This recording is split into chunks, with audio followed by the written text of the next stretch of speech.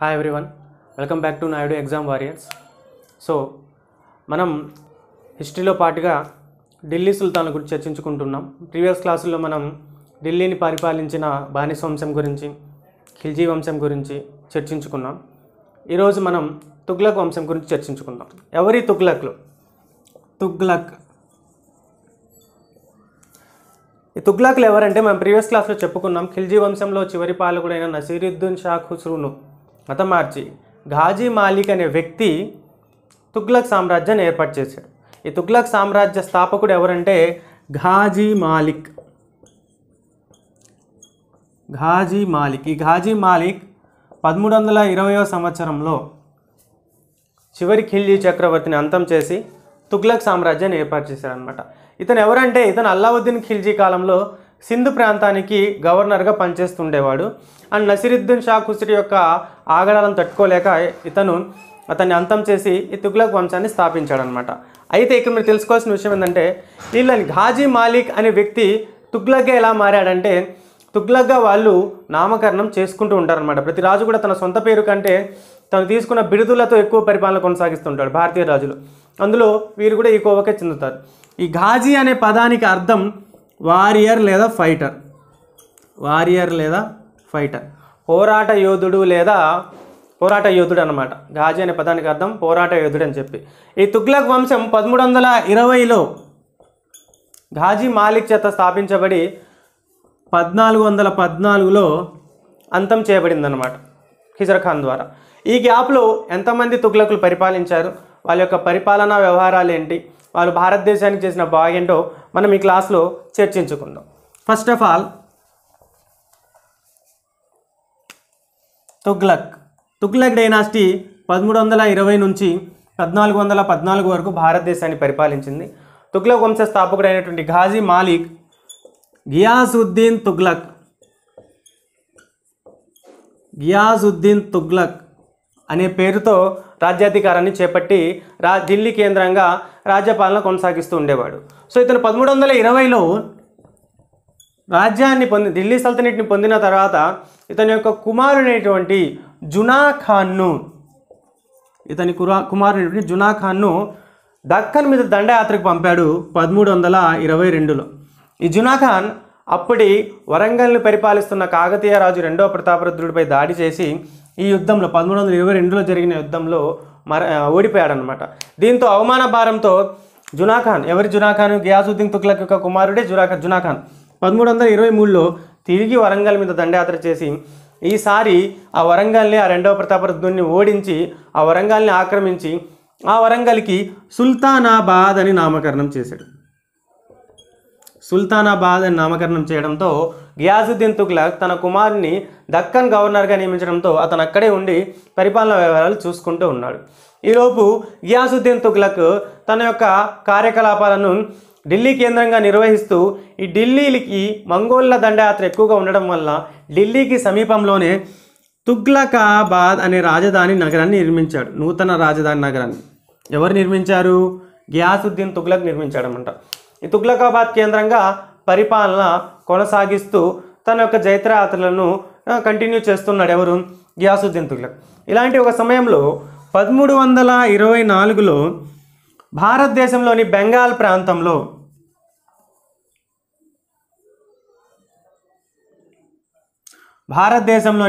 ప్రాంతంలో ఏర్పడిన ఒక తిరుగుబాటును అణిచివేయడానికి గియాసుద్దీన్ తుగ్లక్ వెళ్ళాలనుకున్నాడు.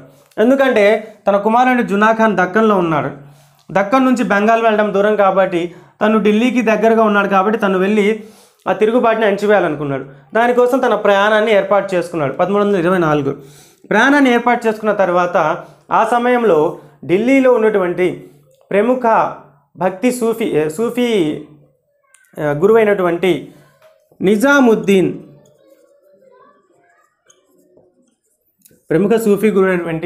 నిజాముద్దీన్ ఔలియా యొక్క ఆశీస్సులు పొందాలనుకొని చెప్పి నిజాముద్దీన్ కబురు పంపాడనమాట. ఏమని?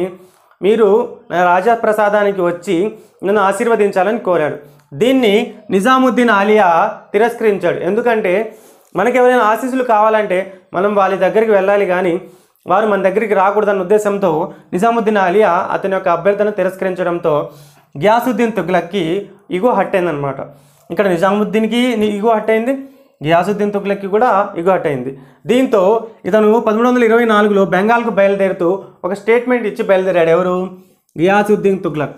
ఏమని ఇచ్చాడంటే, నేను బెంగాల్ జైత్రయాత్ర కంప్లీట్ చేసుకొని వచ్చేటప్పటికి ఈ ఢిల్లీలో ఉంటే గియాసుద్దీన్ తుగ్లక్ అయినా ఉంటాడు, లేదా నిజాముద్దీన్ ఆలియా అయినా ఉంటాడు, మా ఇద్దరిలో ఎవరో ఒకరు ఉంటారని చెప్పి స్టేట్మెంట్ ఇచ్చి వెళ్ళాడు. దీంతో ప్రజలందరూ నిజాముద్దీన్ దగ్గరికి వెళ్ళి, రాజు ఇలా అన్నారు, మీరేం చేయాలనుకుంటున్నారంటే, అప్పుడు నిజాముద్దీన్ ఆలియా అంటాడు, బెంగాల్కు వెళ్ళిన గియాసుద్దీన్ తుగ్లక్ ఢిల్లీని చేరుకోడు, ఇది భవిష్యవాణి అని చెప్పి చెప్తాడనమాట. ఈ విషయం అలా ఇలా మెల్లగా జునా ఖాన్ దగ్గరికి చేరుకుంటుంది. ఇంతలో గియాసుద్దీన్ తుగ్లక్ బెంగాల్కి వెళ్ళడం, బెంగాల్ తిరుగుబాటును అణచివేయడం, ఆ జైత్రయాత్రను కంప్లీట్ చేసుకుని ఢిల్లీకి ప్రయాణం అవుతాడనమాట.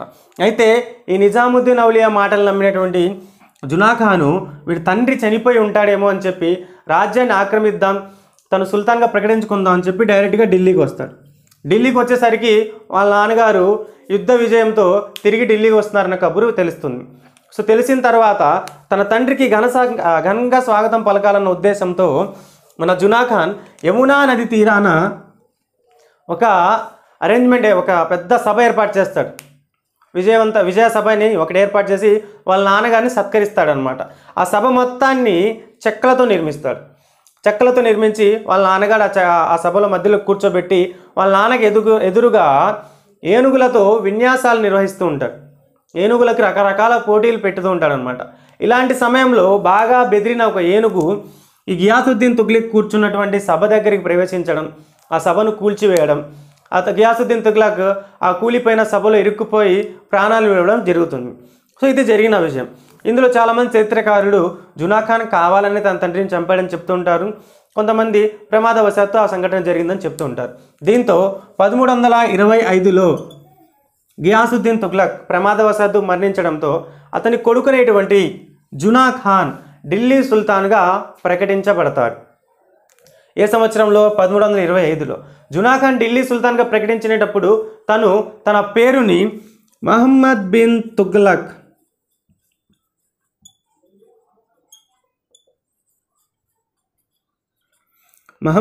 తుగ్లక్గా మార్చుకొని రాజ్యాధికారాన్ని చేపడతాడు.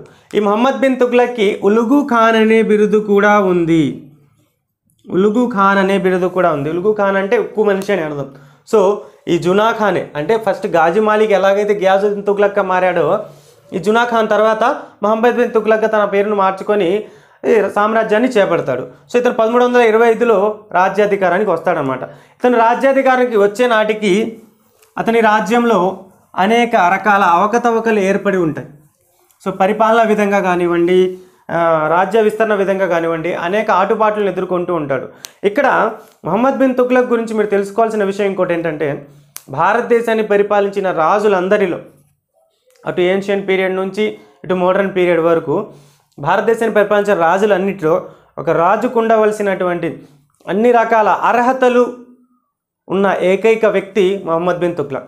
ఉండవలసిన వాటికంటే ఎక్కువ అర్హతలు ఉన్న వ్యక్తి మహమ్మద్ బిన్ తుగ్లక్. ఇతను మంచి యుద్ధవీరుడు, చాలా బాగా చదువుకున్నాడు, పండితుడు, కవి, మంచి హృదయం కలవాడు అండ్ మంచి పోరాట వీరుడు కూడా. సో ఇన్ని లక్షణాలు ఒక వ్యక్తిలో ఉండి అతను రాజ్యాధికారాన్ని చేపట్టడం భారతదేశ చరిత్రలో మొదటిసారిగా ఎప్పుడు జరిగిందంటే మహమ్మద్ బిన్ తుగ్లక్ సుల్తాన్గా ఏర్పడినప్పుడు. మహమ్మద్ బిన్ తుగ్లక్ 1325లో పట్టాభిషిక్తుడై 1351 వరకు అంటే దాదాపు 26 సంవత్సరాలు పరిపాలించాడు. నేను మీకు ఆల్రెడీ చెప్పాను, భారతదేశాన్ని పరిపాలించిన రాజులందరిలో అర్హతలు ఎక్కువగా ఉన్న ఏకైక వ్యక్తి ఎవరంటే మహమ్మద్ బిన్ తుగ్లక్. అర్హతలు అనేవి ఎప్పుడు కూడా సమంగా ఉండాలి, ఎక్కువగా ఉండకూడదు. ఎక్కువ ఉంటే చాలా ప్రాబ్లమ్స్ వస్తాయి. ఆ ప్రాబ్లమ్స్ ఏంటో ఇప్పుడు మనం డిస్కస్ చేద్దాం.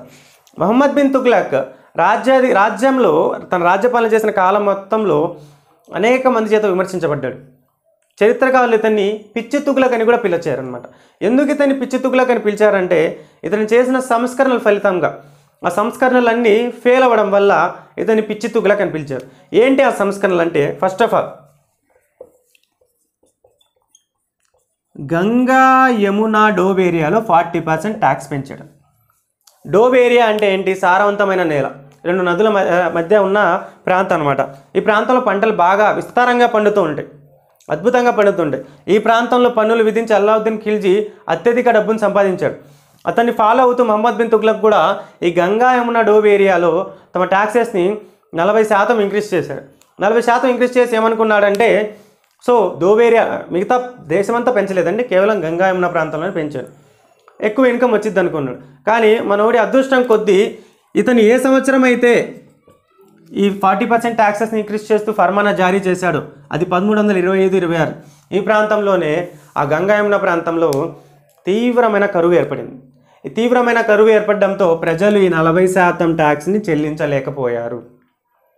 ఈ 40% ట్యాక్స్ని చెల్లించలేక గ్రామాలను వదిలి పారిపోసాగారు. ఈ విషయం తెలుసుకున్న మహమ్మద్ బిన్ తుగ్లక్ వాళ్ళందరినీ గ్యాదర్ చేసి వాళ్ళు పంటలు పండించడానికి, వాళ్ళకు రుణాలు ఇవ్వడానికి ఒక శాఖను ఏర్పాటు చేశాడు. అదే దివానీ కోహి అనే వ్యవసాయ శాఖను ఏర్పాటు చేశాడు. ఎవరు? మహమ్మద్ బిన్ తుగ్లక్. ఈ వ్యవసాయ శాఖను ఏర్పాటు చేసి ఈ వ్యవసాయ శాఖ ద్వారా రైతులకు సాంద్ బార్ లేదా తకావి, మనం ప్రీవియస్ క్లాస్లో చెప్పుకున్నాం, అల్లావుద్దీన్ ఖిల్జీ కూడా ఇలాంటి రుణాలే ఇచ్చాడు. సాంద్ బార్ లేదా తకావి లాంటి రుణాలను అందజేశాడు. అయితే ఈ రుణాల మంజూరులో కింద స్థాయి నుంచి పై స్థాయి అధికారులందరి వరకు అండ్ కుట్రలు కుమ్మక్కయ్యి వాళ్ళు ఒకటే ఆ ఖజానాని మొత్తాన్ని కరిగించడంతో ఈ యొక్క దివానీ కోహి ప్రోగ్రాం మరియు ఈ గంగా యమున ప్రాంతంలో పెంచిన టాక్సెస్ ప్రోగ్రాం పూర్తిగా ఫెయిల్ అయిపోయింది. సో ఇది తనకి మొట్టమొదటి మైనస్ అన్నమాట. దీని తర్వాత ఇతను చేసిన రెండవ పని ఏంటంటే, ఇతను ఆలోచించాడు. చెప్పాను కదా, ఎక్కువ అర్హతలు ఉన్న వ్యక్తి అని. ఇతను చాలా బాగా ఆలోచించేవాడు. ఎంత బాగా ఆలోచించేవాడంటే, ఒక 100 సంవత్సరాల తర్వాత ఆలోచించవలసిన విషయాలన్నీ కూడా ప్రజెంట్ ఆలోచించాడు అనమాట. అంటే ఇతని ఆలోచనలన్నీ కూడా 100 years ఫార్వర్డ్ ఉండేవి. ఇతను చేసిన రెండో సంస్కరణ ఏంటంటే, భారతదేశ రాజధాని ఢిల్లీ నగరం.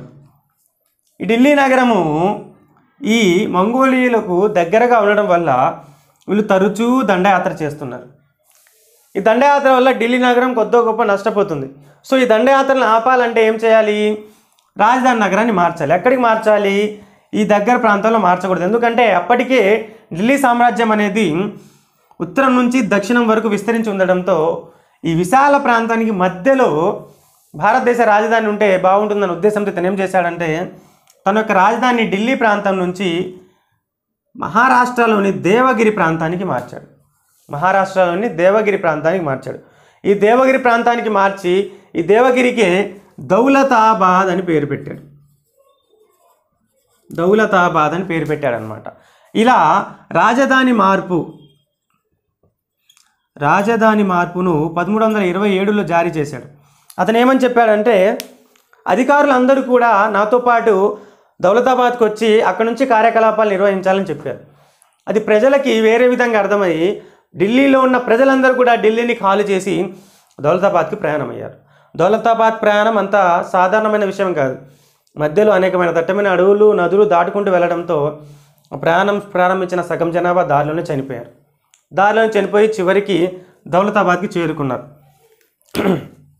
దౌలతాబాద్కి చేరుకున్న తర్వాత ఈ ఢిల్లీ నగరంతో కంపేర్ చేసుకుంటే దౌలతాబాద్ నగరం చాలా చిన్నది. ఈ ఢిల్లీ ప్రజలందరికీ ఆ దౌలతాబాద్ నగరం అనేది బాగా ఇరుకైపోవడంతో ప్రజలందరూ కూడా అక్కడ ఉండలేకపోయారు. అదికాక ఢిల్లీ యొక్క వాతావరణ పరిస్థితులు వేరు, దౌలతాబాద్ యొక్క వాతావరణ పరిస్థితులు వేరు. మొదట్లో ఈ దౌలతాబాద్ వాతావరణ పరిస్థితులకి మహమ్మద్ బిన్ తుగ్లక్ తట్టుకొని ఉన్నాడు. ఎందుకంటే అతను దక్షిణ భారతదేశంలో దండయాత్రలు చేస్తున్నాడు కాబట్టి. కానీ తర్వాత కాలంలో ఈ దౌలతాబాద్ యొక్క వాతావరణ పరిస్థితులు మహమ్మద్ బిన్ తుగ్లక్ యొక్క ఆరోగ్యం మీద కూడా ప్రభావం చూపడంతో మహమ్మద్ బిన్ తుగ్లక్ తన రాజధాని మార్పు నిర్ణయాన్ని మార్చుకొని మళ్ళీ 1335లో రాజధానిని తిరిగి దౌలతాబాద్ నుంచి ఢిల్లీకి మార్చాడు. దీంతో ప్రజలందరూ మళ్ళీ దౌలతాబాద్ నుంచి ఢిల్లీకి పయనమయ్యారు. మళ్ళీ మధ్యలో సగం మంది చనిపోయారు. ఇలా ఇతని రాజధాని మార్పు సంఘటన వల్ల ఇతని యొక్క కీర్తి ప్రతిష్టలు అనేవి పూర్తిగా కరిగిపోయాయి. ప్రజలందరిలో అభాసు పాలయ్యాడు, విలన్ అయ్యాడు అనమాట, మూర్ఖుడయ్యాడు. అప్పటి నుంచి ప్రజలు ఇతన్ని పిచ్చి తుగ్లక్గా వర్ణించడం స్టార్ట్ చేశారు. అండ్ ఇతను చేసిన మూడవ సంస్కరణ టోకెన్ కరెన్సీ. ఏంటి టోకెన్ కరెన్సీ అంటే, ఇతను పరిపాలిస్తున్న కాలంలో ప్రపంచం మొత్తం బంగారం మరియు వెండికి షార్టేజ్ వచ్చింది, కొరత ఏర్పడింది. బంగారం వెండి మొత్తం ఎవరో దాచుకున్నారు, బయటికి రాలేదు. దీంతో ప్రపంచంలోని చాలా రాజ్యాలు సొంత కరెన్సీని ఇంట్రడ్యూస్ చేయడం స్టార్ట్ చేశాయి అన్నమాట. ఇందులో బాగానే ఈజిప్ట్ దేశము తోలు కరెన్సీని ఇంట్రడ్యూస్ చేస్తే చైనా మరియు మంగోలులు పేపర్ కరెన్సీని ఇంట్రడ్యూస్ చేశారు. ఈ విషయం తెలుసుకున్న మొహమ్మద్ బిన్ తుగ్లక్ మనం కూడా ఒక కొత్త కరెన్సీని ఇంట్రడ్యూస్ చేస్తే పోతుంది కదా, అందరికీ ప్రామాణికమైనది అంటే అందరి దగ్గర ఒకే వాల్యూ ఉన్న కరెన్సీని ఇంట్రడ్యూస్ చేద్దామని చెప్పి ఈ టోకెన్ కరెన్సీని ఇంట్రడ్యూస్ చేశాడు. ఈ టోకెన్ కరెన్సీని మనవాడు బ్రోంజ్ రూపంలో, బ్రోంజ్ అంటే రాగి నాణ్యాల రూపంలో ఇంట్రడ్యూస్ చేశాడు. ఇంట్రడ్యూస్ చేయడం వల్ల ఏమవుతుందంటే ఇతను ఈ కరెన్సీని ఇంట్రడ్యూస్ చేసినప్పుడు ఈ బ్రోంజ్ మెటల్ మీద రాజముద్ర అనేది పడదు. రాజముద్ర అనేది బ్రోంజ్ మెటల్ మీద, రాగి నాణ్యాల మీద మింట్ అవ్వదు. మింట్ అవ్వకుండా మార్కెట్లోకి వస్తుంది. ఇలా మార్కెట్లోకి రావడంతో ప్రజలందరికీ ఆ రాగి నాణ్యం చూసిన తర్వాత దాని మీద రాజముద్ర లేకపోవడంతో ఒక ఆలోచన వచ్చింది. ఏంటంటే అప్పటి కాలంలో చీపెస్ట్ మెటల్ ఏంటంటే రాగి. అందరి ఇళ్ళలో కూడా మెటల్ ఉంది, రాగి ఉంది. దీంతో ఆ రాగి నాణ్యాలని కాపీ చేయడం స్టార్ట్ చేశారు. ఫేక్ కరెన్సీని క్రియేట్ చేశారు. ప్రతి ఇల్లు కూడా ఒక టంకశాల అయిపోయింది. టంకశాల అంటే నాణ్యాలు ముద్రించే ప్రదేశాన్ని టంకశాల అంటారు. ప్రతి ఇల్లు ఒక టంకశాల అయిపోవడంతో రాజ్యంలో రాగి నాణ్యాలు అనేవి పెరిగిపోయాయి. రాగి నాణ్యాలను పెరిగిపోవడంతో ప్రపంచ మార్కెట్ భారతదేశం యొక్క రాగి నాణ్యాలను యాక్సెప్ట్ చేయడం ఆపేసింది. ఎందుకంటే ఎవరి దగ్గర చూసినా రాగి నాణ్యాలు ఉన్నాయి, అందులో ఒరిజినల్ ఏదో డూప్లికేట్ ఏదో తెలియలేదన్నమాట. సో ద్రవ్యోల్బణం పెరిగింది, హై ఇన్ఫ్లేషన్. అంటే డిమాండ్కి కావాల్సిన దానికన్నా ఎక్కువ ఉన్నప్పుడు ధనం ఏంటంటే ఆటోమేటిక్గా వస్తువు యొక్క గిరాకీ పడిపోతుంది. అలా ఈ రాగి నాణ్యాల యొక్క డిమాండ్ పడిపోయింది. పడిపోవడంతో తుగ్లక్ ఏం చేశాడు, సరే బాబు మీ దగ్గర ఉన్న రాగి నాణ్యాలు అని చెప్పి నా దగ్గర తీసుకుని రండి, మీకు దాని బదులుగా బంగారం ఇస్తానన్నాడు. ఈ ఎక్స్చేంజ్ ప్రాసెస్ పెట్టడం వల్ల రాజ్యంలో ఉన్న బంగారం మొత్తం కరిగిపోయి ఖజానా ఖాళీ అయిపోయింది. సో ఈ పద్ధతి కూడా, ఈ సంస్కరణ కూడా ఫెయిల్. ఇలా ఇతను ప్రవేశపెట్టిన 3 సంస్కరణలు కూడా అట్టర్ ఫ్లాప్ అయ్యాయి. సరే ఈ 3 సంస్కరణలు అంత ప్రవేశకుండా ఉండాలా అంటే అతని ఆలోచన గొప్పదే. ఈ ప్రాంతంలో ట్యాక్సెస్ పెంచవచ్చు, అవకాశం ఉంది, కానీ అది ఫెయిల్ అయింది. రాజధాని మార్పు నిర్ణయం అద్భుతమైన నిర్ణయం. అలాంటి నిర్ణయం తీసుకోవడానికి చాలా డేర్ ఉండాలి. ఆ నిర్ణయం తీసుకున్నాడు, కానీ అది కూడా ఫెయిల్ అయిపోయింది. చివరికి ఈ టోకెన్ కరెన్సీ నిర్ణయం కూడా ఫెయిల్ అయిపోయింది.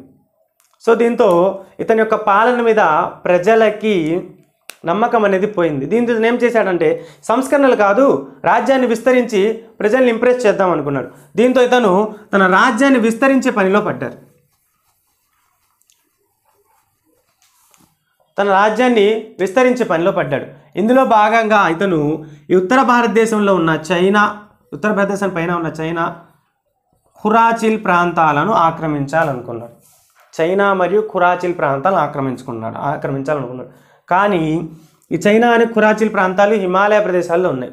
హిమాలయ ప్రదేశాలకు వెళ్ళి యుద్ధం చేయడానికి వీడి ఆర్మీ సిద్ధంగా లేదు. సిద్ధంగా లేకపోవడంతో కొత్త ఆర్మీని రిక్రూట్ చేసుకున్నాడు. రిక్రూట్ చేసుకొని వాళ్ళకి 2 years ట్రైనింగ్ ఇచ్చాడు. ట్రైనింగ్ ఇచ్చి తీరా ఆక్రమించడానికి వెళ్ళినప్పుడు ఇక్కడ కాశ్మీర్ రాజు హెల్ప్ చేయనన్నాడు. అంత కోపంతో తనే సొంతంగా తన ఆర్మీ మొత్తాన్ని 1329లో తన ఆర్మీ మొత్తాన్ని ఈ ఖురాచిల్ ఆక్రమణకు పంపితే ఆ మంచులో యుద్ధం చేయలేక, ఆ చలికి తట్టుకోలేక ఆ సైన్యం మొత్తము అక్కడ చచ్చిపోయిందనమాట. సో ఇతని ఆక్రమణలు కూడా అక్కడ ఫెయిల్ అయిపోయాయి. ఇతని ఆక్రమణలు కూడా ఈ ఖురాచిల్ చైనా ఆక్రమణలో భాగంగా ఫెయిల్ అయిపోయాయి అన్నమాట. ఫెయిల్ అయిపోయినప్పటికి కూడా ఇతని పరిపాలన అనేది చాలా అద్భుతంగా ఉంటుంది. మంచి పరిపాలనా దక్షత కలిగిన వ్యక్తి అనమాట. ఇతను ఎవరైనా అన్యాయం చేస్తే అతను మనోడా బయటోడా అని చూడాడనమాట. అందరికీ సమన్యాయపాలన చేసేవాడు. సో ఇతను న్యాయపాలన విషయంగా అయితే ఇతను ఎవరూ విమర్శించలేదు. అంత అద్భుతమైన న్యాయపాలన చేస్తూ ఉండేవాడు అనమాట. ఇతని యొక్క రాజ్యాన్ని 1341లో మొరాకో దేశానికి చెందిన ఇబన్ బటూటా సందర్శించాడు. ఈ ఇబన్ బటూటాని ఎంతో ఘనంగా సత్కరించిన మొహమ్మద్ బిన్ తుగ్లక్ అతన్ని ఢిల్లీ యొక్క ఖాజీగా నియమించాడు. ఈ ఢిల్లీ యొక్క ఖాజీగా నియమితుడైనటువంటి ఇబన్ బటూటా రచించిన గ్రంథమే రెహలా. ఢిల్లీ యొక్క ఖాజీగా నియమించబడినటువంటి ఇబన్ బటూటా రచించినటువంటి గ్రంథమే రెహలా అన్నమాట. సో ఇతను ఈ టోకెన్ కరెన్సీని ఇంట్రడ్యూస్ చేశాడని చెప్పాను కదా, అంటే ఆర్థిక సంస్కరణలను చేపట్టారనమాట. ఈ ఆర్థిక సంస్కరణల కారణంగా మొహమ్మద్ బిన్ తుగ్లక్ను చరిత్రకారులు prince of money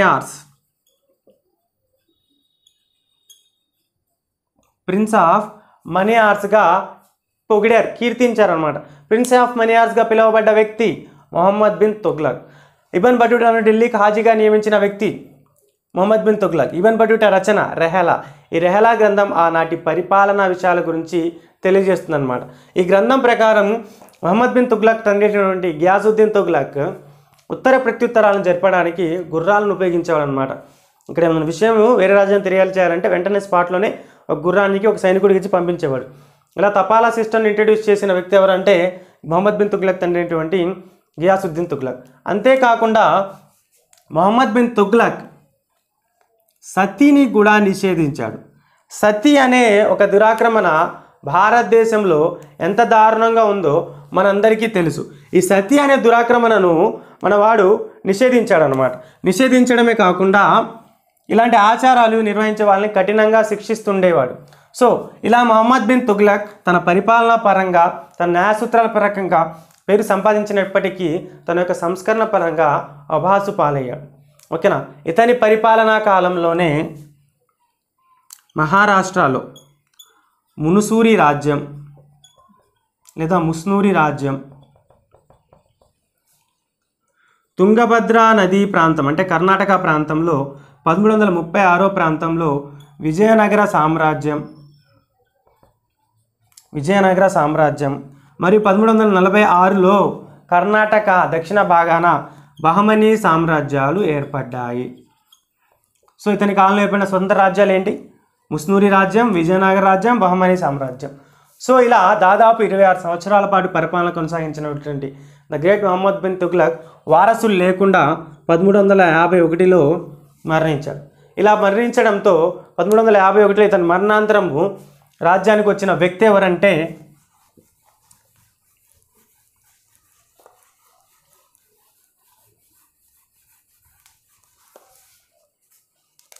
Mohammed bin Tughlaq మరణాంతరం రాజ్యానికి వచ్చిన వ్యక్తి ఫిరోజ్ షా తుగ్లక్. ఈ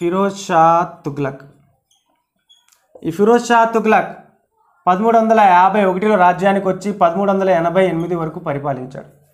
ఎవరి ఫిరోజ్ షా తుగ్లక్ అంటే ఈ ఫిరోజ్ షా తుగ్లక్ మొహమ్మద్ బిన్ తుగ్లక్ యొక్క పినతండ్రి అయినటువంటి రజబ్ మరియు బీబీ నైలా యొక్క కుమారుడు.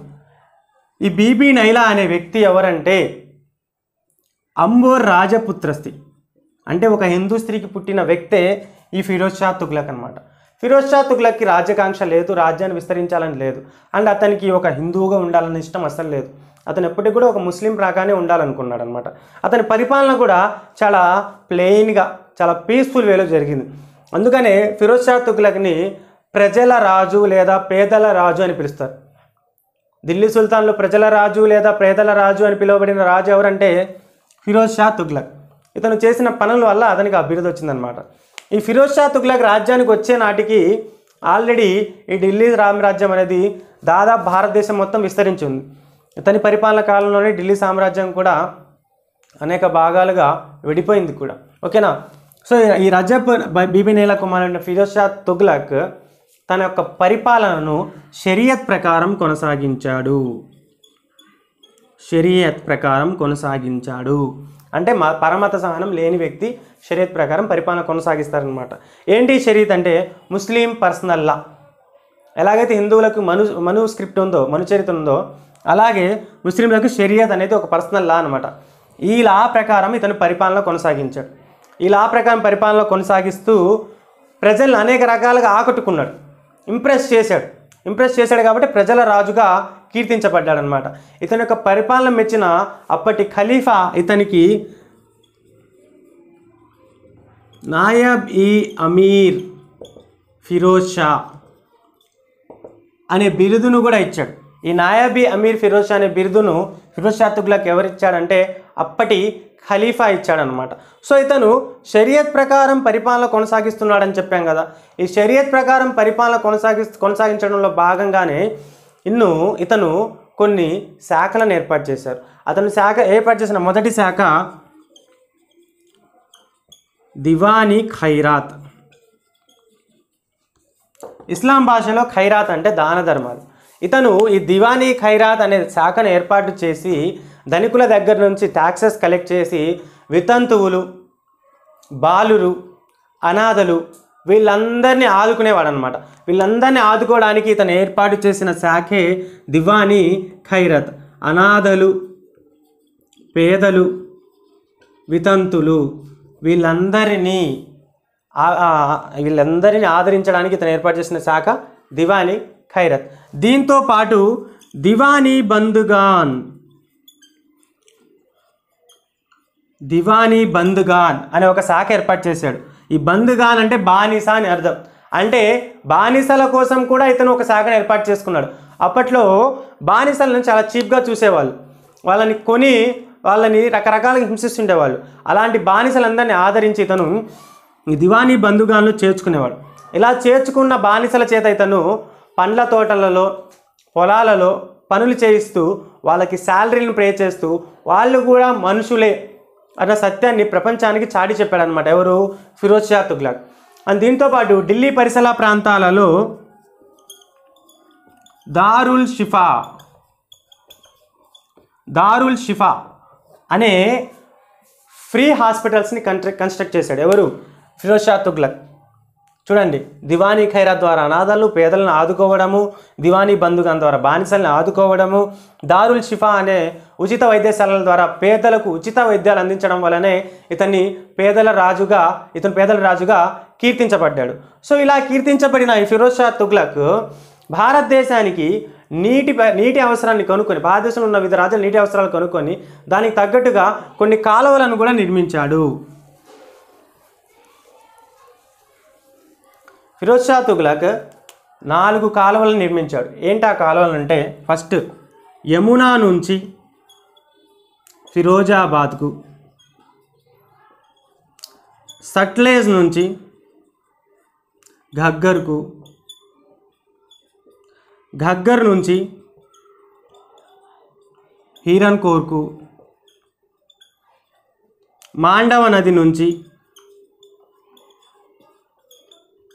హిర్షావోకు. చూడండి, యమునా నుండి ఫిరోజాబాద్కు, సట్లెజ్ నుంచి ఘగ్గర్కు, ఘగ్గర్ నుంచి హీరన్కోర్కు, మాండవ నది నుంచి హీరాషాకు, ఈ 4 ప్రదేశాలకు కాలువలను నిర్మించాడు. ఈ కాలువలను నిర్మించడానికి అయిన ఖర్చు మొత్తాన్ని ప్రజల దగ్గర 1/10% పన్ను రూపంలో హిషన్దార్ 1/10% పన్ను రూపంలో హిషన్దార్ అనే పన్ను రూపంలో కలెక్ట్ చేసి ఈ కాలువలను నిర్మించాడనమాట. ఈ కాలువలు నిర్మించి మన యొక్క ఫిరోజ్ షా తుగ్లక్ పండ్ల తోటలను ఎక్కువగా పెంచాడు. ఈ పండ్ల తోటలను పెంచే పద్ధతిలో అతను భారతదేశానికి ఇంట్రడ్యూస్ చేసిన నూతన పద్ధతే డ్రిప్ ఇరిగేషన్, బిందు సేద్య పద్ధతి. ఇతను బిందు సేద్య పద్ధతి ద్వారా పంటలను పండించాడనమాట, పండ్ల తోటలను పెంచాడు. సో ఈ పద్ధతిని భారతదేశంలో ఇంట్రడ్యూస్ చేసింది ఎవరంటే ఫిరోజ్ షా తుగ్లక్. ఇతను స్వతహాగా తన యొక్క ఆత్మకథను ఫిరోజ్ షాహీ తాజ్కీ అని పిలువబడే తన యొక్క ఆత్మకథను కూడా రచించుకున్నాడు. ఎవరంటే ఫిరోజ్ షా తుగ్లక్. ఇతను కవులను, అనేక మంది రచయితలను కూడా తన యొక్క ఆస్థానంలో ఆశ్రయం ఇచ్చాడు. ఇతని ఆస్థానంలో ఉన్నటువంటి బరౌని మరియు అఫీఫాలు ఇతని యొక్క జీవిత కథను రచించారనమాట. ఇద్దరు కూడా ఇతని యొక్క జీవిత కథనికి ఒకే పేరు పెట్టారు, అదే తుజ్కి ఈ ఫిరోజ్ షాహీ అనే పేరుతోనే ఈ బదౌని మరియు అఫీఫాలు తమ యొక్క రచనలను చేపట్టారనమాట. ఇలా తమ యొక్క రచనలను చేపట్టిన తర్వాత ఈ రాజు ఇంత పాపులర్ అవడానికి ఇంకొక కారణం ఏంటంటే ఇతను చేపట్టిన నిర్మాణాలు. ఇతను ఎలాంటి నిర్మాణాలు చేపట్టాడంటే ఫిరోజాబాద్ అనే నూతన నగరాన్ని నిర్మించాడు. ఫిరోజ్ షా కోట్లా, జాన్పూర్ మరియు తుగ్లకాబాద్ యొక్క పునర్నిర్మాణాలు ఇవన్నీ కూడా ఎవరు చేపట్టారంటే ఫిరోజ్ షా తుగ్లకే చేపట్టాడనమాట. అంతేకాకుండా ఎక్కడో తోప్రాలో శిథిలావస్థలో ఉన్నటువంటి అశోక స్తంభ శాసనాలన్నింటినీ కూడా ఢిల్లీకి తీసుకొచ్చి వాటిని పదిలపరిచి వాటిని సంరక్షించిన వ్యక్తి ఎవరంటే ఈ ఫిరోజ్ షా తుగ్లక్. ఈ ఫిరోజ్ షా తుగ్లక్ పరిపాలన కూడా చాలా అద్భుతంగా ఉండేది. ఇతను వసూలు చేసిన పన్నులు కూడా చాలా మంచివి. ఎలా అంటే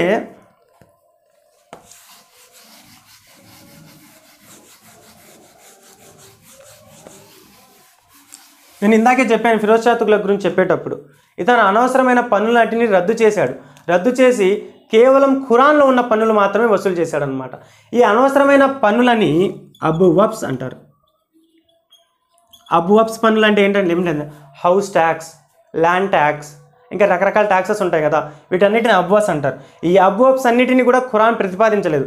ఖురాన్ 4 రకాల పన్నులని ప్రతిపాదించింది. ఏందా 4 రకాల పన్నులు అంటే, ఫస్ట్ వన్ జకాత్, ఖామ్స్, ఖైరాత్ లేదా ఖరాజ్ అండ్ ఫోర్త్ వన్ జిజియా. ఈ 4 రకాల పన్నులనే ఇతను ప్రజల నుంచి వసూలు చేశాడనమాట. జకాత్ యాజ్ పర్ ఇస్లామ్స్లా ప్రతి ముస్లిం కూడా తన యొక్క సంపాదనలో 2.5% కంపల్సరీగా విధిగా తను సంపాదించిన డబ్బులో కంపల్సరీగా విధిగా, ఇంకా దానికి మార్పులు చేర్పులు ఏం లేవన్నమాట, 2.5% డబ్బుని దేవుని మార్గంలో ఖర్చు పెట్టాలి. సో అంటే పేదలకు పంచిపెట్టాలన్నమాట. సో దీన్నే జకాత్ అంటారు. ఈ జకాత్ పన్నును వసూలు చేసేవాడు. ఫర్ ఎగ్జాంపుల్ ఎంత, ఇప్పుడు మీరు 1000 రూపాయలు సంపాదిస్తే 25 రూపాయలు దేవుని మార్గం ఖర్చు పెట్టాలన్నమాట. ఆ తర్వాత ఖామ్స్. ఈ ఖామ్స్ అనేది భూమి శిస్తుని 1/5%, 1/10% ప్రదేశాన్ని బట్టి కలెక్ట్ చేస్తుండేవాడు. తర్వాత ఖరాజ్ అంటే ఏంటంటే, అప్పట్లో రాజు ఏదైనా రాజ్యం మీద దండయాత్ర చేసినప్పుడు సైనికుల రాజ్యం మొత్తం దోచుకున్న తర్వాత ఆ దోచుకున్న సొమ్ములో 1/5% రాజుకి ఇవ్వాలన్నమాట. అంటే దాన్ని 5 పార్ట్ చేసేసి ఒక పార్ట్ రాజుకి ఇచ్చేసేయాలి. రాజు యుద్ధంలో పాల్గొకపోయినా మిగతా 4 పార్ట్స్ని వాళ్ళు షేర్ చేసుకోవాలన్నమాట. దాన్నే వాళ్ళు షేర్ చేసుకునే 4 పార్ట్స్ని ఉషర్ అంటారు, ఉషర్ అని పిలుస్తారు. అండ్ నెక్స్ట్ వన్ జిజియా అంటే ఇస్లాం అనేది విగ్రహారాధనకు వ్యతిరేకం. అంటే ఇస్లాం మతస్థులు కాని వాళ్ళందరూ ప్రపంచంలో విగ్రహారాధన చేస్తూ ఉంటారు. ఇలా విగ్రహారాధన చేస్తున్న వాళ్ళని ఇస్లాం రాజ్యంలో ఉండకూడదు అనమాట. ఒకవేళ వాళ్ళు ఉంటే వారికి ఇస్లాం మతస్థుల నుంచి ఎటువంటి హాని రాకుండా కాపాడుతున్నందుకు గాను రాజుకు చెల్లించే పన్నుని జిజియా పన్ను అంటారు. ఈ జిజియా పన్నుని భారతదేశంలో బ్రాహ్మణుల దగ్గర కలెక్ట్ చేసేవాళ్ళు కాదు, కానీ ఫిరోజ్ షా తుగ్లక్ బ్రాహ్మణుల దగ్గర కూడా ఆ జిజియా పన్ను కలెక్ట్ చేశారు. అంటే బ్రాహ్మణులు కూడా విగ్రహారాధన చేస్తుంటారు కాబట్టి వాళ్ళ దగ్గర నుంచి కూడా ఇతను జిజియా పన్ను కలెక్ట్ చేశారనమాట. ఇలా పన్నులను న్యాయబద్ధంగా కలెక్ట్ చేస్తూ తన యొక్క సేవా దృక్పథంతో ప్రజలకు అనేక రకాల సేవలు చేయడం వల్లే ఇతను ప్రజల రాజుగా కీర్తించబడ్డాడు. అండ్ ఇతను ఎక్కువగా దండయాత్రలు చేయలేదు. ఇతను తన మీద ఉన్న ఈ దండయాత్రలు చేయడు, పోరాట వీరుడు కాదు అనే ఒక పేరును తొలగించుకోవడానికి బెంగాల్ మీద దండయాత్ర చేశాడు. ఈ బెంగాల్ మీద దండయాత్రలో భాగంగానే నాగర్కోట్లోని జ్వాలాముఖి దేవాలయాన్ని మరియు పూరి జగన్నాథుని దేవాలయాన్ని మరియు భువనేశ్వర్లో ఉన్న లింగరాజ దేవాలయాన్ని ఈ 3 దేవాలయాలన్నీ కొల్లగొట్టాడు. ఎవరు? ఫిరోజ్ షా తుగ్లక్ అనమాట. ఎందుకు? కేవలం తన మీద ఉన్న ఆ మరకని పోగొట్టుకోవడానికి. ఏ మరకని? తను గొప్ప రాజు కాదు, యుద్ధవీరుడు కాదు అన్న ఒక మరకను పోగొట్టుకోవడానికి ఇతను ఈ రాజ్యాల మీద దండయాత్ర చేశాడనమాట. ఇతని పరిపాలనా కాలంలో భారతదేశంలో అనేక చిన్న చిన్న రాజ్యాలు స్వతంత్ర రాజ్యాలుగా ఏర్పడ్డాయి. చెప్పాను కదా, ఈ తుగ్లక్ల కాలంలో, ఈ ఫిరోజ్ షా తుగ్లక్ కాలంలో ప్రధానంగా భారతదేశంలోని ఢిల్లీ సామ్రాజ్యం అనేది పూర్తిగా వీక్ అయిపోయిందనమాట. సో ఇలా 1788లో ఫిరోజ్ షా తుగ్లక్ సాధారణ మరణాన్ని పొందాడనమాట. సో ఇటువంటి పరిపాలనతో పాటు ఇతను అదా మరియు బిక్ అనే నాణ్యాలను కూడా ఇంట్రడ్యూస్ చేశాడు భారతదేశానికి. సో ఇలా పరిపాలన చేస్తూ ముసలివాడి 1788లో మరణించాడు. ఇతని తర్వాత వచ్చిన ఇతని వారసులు అంత ప్రభావాన్ని చూపించలేకపోయారు ఢిల్లీ రాజ సామ్రాజ్యం మీద. 1798 నాటికి ఢిల్లీ సామ్రాజ్యాన్ని మహమ్మద్ తుగ్లక్ అని చెప్పి ఇంకో వ్యక్తి పరిపాలనకు వచ్చాడు, నవాబ్ మహమ్మద్ తుగ్లక్ అని చెప్పి. ఈ మహమ్మద్ తుగ్లక్ పరిపాలన ప్రాంతంలోనే ఆఫ్ఘనిస్తాన్లోని సమర్ఖండ్ని పాలిస్తున్న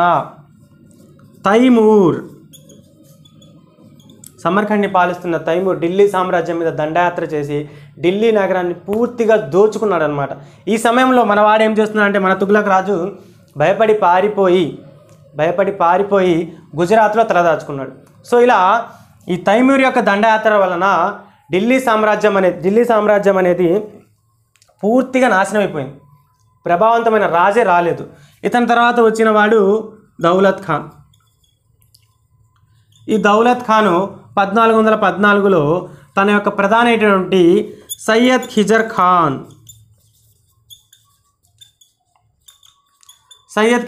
సహాయంతో పరిపాలన కొనసాగిస్తున్నాడు. అవకాశం కోసం చూస్తున్న సయ్యద్ ఖిజర్ ఖాన్ 1414లో దౌలత్ ఖాన్ను అంతం చేసి పూర్తిగా తుగ్లక్ వంశాన్ని నాశనం చేసేసి ఒక నూతన వంశాన్ని ఏర్పాటు చేశాడు. అదే సయ్యద్ వంశ స్థాపకుడు ఎవరండి? సయ్యద్ ఖిజర్ ఖాన్ అనమాట. సయ్యద్ వంశం, తుగ్లక్ వంశం తర్వాత సయ్యద్ వంశం కొన్ని రోజులు, సయ్యద్ వంశం తర్వాత లోడీ వంశం కొన్ని రోజులు మన దేశాన్ని పరిపాలించాయి. మన నెక్స్ట్ క్లాస్లో మనము సయ్యద్ వంశం పరిపాలన గురించి, లోడీ వంశం పరిపాలన గురించి, పూర్తిగా ఢిల్లీ సుల్తాన్ల పరిపాలన కాలంలో ఏర్పడినటువంటి సంఘటనల గురించి డిస్కస్ చేసుకుందాం. So friends, this information about Naidu exam warriors. So మీరు మా క్లాసెస్ చూస్తున్నారు అండ్ మంచి కామెంట్స్ చేస్తున్నారు అండ్ సబ్స్క్రైబ్ చేస్తున్నారు. సో ఇంకా మీరు మా దగ్గర నుంచి ఇంకా ఏమైనా ఎక్స్పెక్ట్ చేస్తూ ఉంటే, ఇంకా డిఫరెంట్గా ఏమైనా మీరు కోరుకుంటే, మీరు దయచేసి కామెంట్ బాక్స్లో మీ యొక్క కామెంట్స్ని పోస్ట్ చేయండి. అండ్ ఈ క్లాసెస్ విన్న తర్వాత ఈ క్లాసెస్ని షేర్ చేయడం మాత్రం మర్చిపోకండి. ఎందుకంటే నాలెడ్జ్ అనేది మీరు ఎంతమందికి ఎక్కువగా పంచితే అంత బాగా స్ప్రెడ్ అవుతుందన్నమాట. సో ఈ Naidu exam warriors YouTube channel అనేది మీకు అన్ని విధాలుగా అన్ని రకాల ఇన్ఫర్మేషన్స్ అన్ని సబ్జెక్టులు ఇవ్వడానికి రెడీగా ఉంది. కాబట్టి మీరు ఎటువంటి డౌట్స్ ఉంచుకోకుండా మీకు కావాల్సిన క్లాసెస్, ఎలాంటి క్లాసెస్ కావాలో కామెంట్ బాక్స్లో పోస్ట్ చేస్తే మేము దానికి అనుగుణంగా మార్పులు చేస్తూ ఇంకా అద్భుతంగా క్లాసెస్ని పోస్ట్ చేయడానికి ట్రై చేస్తూ ఉంటాం. Thank you friends, will meet soon. Thank you.